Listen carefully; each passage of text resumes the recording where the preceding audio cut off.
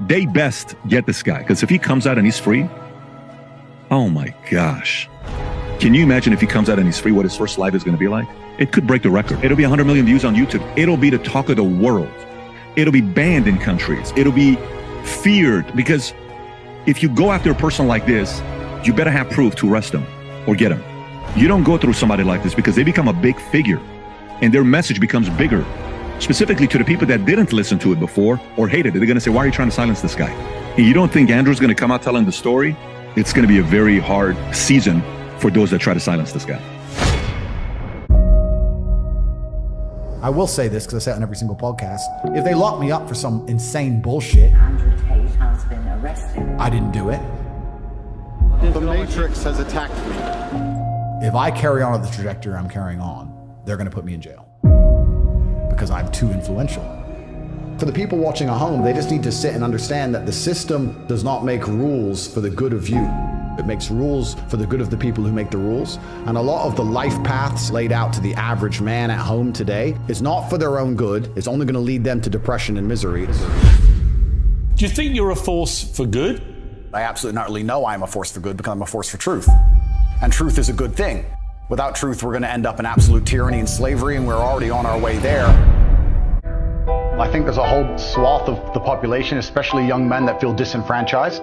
I haven't put a magic spell on the world. The fact that people like what I say means that they agree with me deep inside. They may be afraid to say it themselves, but I am seen as a bastion of free speech and a bastion for masculinity as a whole, because a lot of men are largely forgotten about.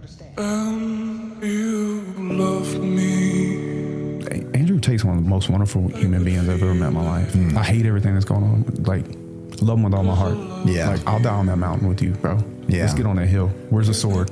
Why is the enemy of the state, so to speak? He's got the hearts of young men. Mm-hmm. He's got the hearts of young men. And that's a threat. Yeah. Absolutely.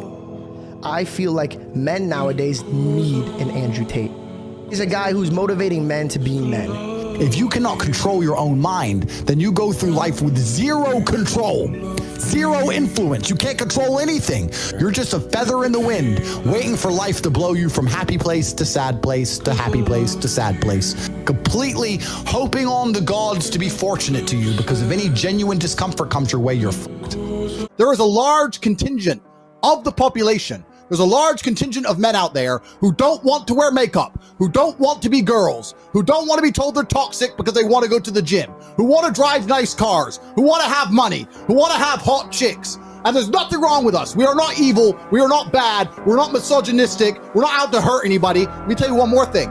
When bad things happen, they call men like us. The feminists who hate us and call us toxic, the second they have trouble, they'll call a police officer. Do you think they want a feminist male to turn up or a man like me and you? They need us and they use us. But the second we have an opinion, the second I decide to voice and talk about the things that we talk about, explain our points of view, they want to cancel us. They don't want us to speak. They just want us to defend them, build the railroads, build the roads, be the workhorses, be the slaves, and they think we're not allowed a point of view. Well, they made a fucking mistake, because I, like every great leader throughout history, charge first, before my army. Cavalry charge at the enemy. You can cancel me. There's no evidence in my files. I've done nothing wrong. Everybody knows I'm innocent. This is a huge injustice the way we see it. They should not be detained at this point. There are not even charges filed against them. People are trying to set him up to look like he's something that he's not. Masculine men have a duty to provide and protect those they care about. We have a duty to do things we don't feel like doing because we know we're supposed to do them. And it's your duty as a man to stand up and say, I want to be as important and strong and good-hearted and God-fearing as possible, and I need to work hard to achieve those things. If you cannot control your own mind, then you are just a feather in the wind of life, because your own mind is the only thing you can control. You can't control the weather. Right. You can't control other people. You can't even control whether your heart stops beating. You might have a heart attack tomorrow. You can't control anything besides what you think. There's no such thing as too much masculinity if it's genuinely masculine. Genuine masculinity is not out here to hurt people. It's absolutely the opposite. It's out here to protect. And when bad things happen, they call traditionally masculine men. If you need a firefighter, you need a masculine man. When you call the police because of the problem you have, you want masculine men. And as soon as a woman or a man is in trouble, when you look for backup, you look for masculine men. And masculine men have a duty to provide and protect those they care about. We have a duty to do things we don't feel like doing because we know we're supposed to do them. And that's why we stayed in the Titanic and died. And the dangerous thing about overly emotional men is that they're dangerous. They're genuinely dangerous. This is what's crazy.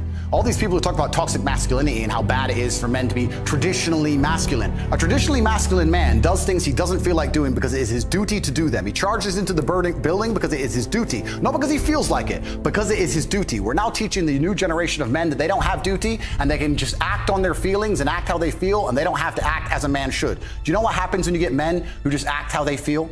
You get school shooters, you get violence, you get rapists. Men who do not control their emotions are dangerous. If you find a man who is stoic, he's not gonna hurt people. He's gonna sit and think about his actions very carefully, and he's gonna be a good man who protects and provides for his family. You find a man who just acts out on impulse and does whatever he feels like, you're gonna find a dangerous man. Sitting here telling men to cry more and act with their feelings and it's okay to feel this way, that way, etc., and have no self-control. That is why we have the problems we have in the world. Absolutely and utterly wrong. So when they talk about toxic masculinity, they have it completely inversed on its head, completely and utterly wrong. We need to be teaching Stoicism. We need to be teaching young men to understand that the world is very, very difficult. It's hard to be a man. You're going to feel bad sometimes. You just suck it up and perform anyway. Not just sit there and cry your eyes out or blame other people. We live in a comfortable world now where people think, oh, it doesn't matter, it doesn't matter. But you know what? To some degree, it does matter. It does matter, and I'm going to tell you who it matters to. It matters to your soul, and it matters to God. I stand in the mirror with a pure heart. I know I am the best version of me that could possibly ever exist. I know that God is proud of me. There's nothing that God hates more than sloth and laziness. If God were to create a man and that man were to sit around and do fuck all, God will frown upon you. It's why you're never lucky. If you're listening to this and you think I'm never lucky, I'll tell you why, because God dislikes you because you're fucking lazy. Start to work, start to show God the beauty of his own creations. You'd be amazed how lucky you'll become. Wow. God is unhappy with these people. And inside their hearts, they're unhappy. We talk about depression, anxiety. That comes from self-loathing. You loathe your own weakness. You loathe your own laziness. This is what all of these things are. I don't feel depression. How can I feel depression when I'm the most powerful version of me that I could ever fucking be? How can I feel depression when I could squeeze my own hand hard enough to break my own bones? How can I feel depression when I've smashed and destroyed 68 people's faces in front of me, men who thought they could test me in fair combat? How can I feel depressed? It's impossible. Do you understand? They're getting distracted by this, distracted by that, watching fucking Netflix, jerking off to Pornhub like fucking jackasses. It's so easy to win if you can control your own mind. But it seems that nobody fucking can. And that's how the people who run the world keep the world running, because they have all the slaves exactly where they need them to be, permanently distracted and semi-depressed, working their asses off in jobs which will never satisfy them and never pay enough money. That's the Matrix. Hey, Andrew, how do I get like a six-pack quick? What's the fastest way to get a six-pack? Why does it have to be quick? Why does it have to be easy? Why do you think life is all quick and easy? Why can't it be hard and difficult? Why can't you suffer?